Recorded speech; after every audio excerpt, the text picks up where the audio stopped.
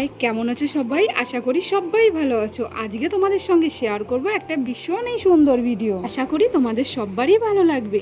এই ভিডিওটা করেছিলাম শীতের ব্যস্ত থাকার কারণে ভিডিওটা শেয়ার করতে পারিনি। আজ তাই তোমাদের সঙ্গে শেয়ার করলাম। আমাদের গাছের সমস্ত আপডেট যে তোমাদের সঙ্গে শেয়ার করি, এটা কিভাবে শেয়ার না করে পারতাম। আসলে এই গাছটা কাটিং করার পেছনে অনেক বড় গল্প আছে, কারণ গাছটা হয়ে গেছিল অনেক বড়, আর এটাই ভালো করে পরিচর্যার অভাবে গাছটা মাঝে মাঝে শুকিয়ে যেত। তাই অর্ধেকটা ডাল এভাবে কেটে ফেলে দিলাম।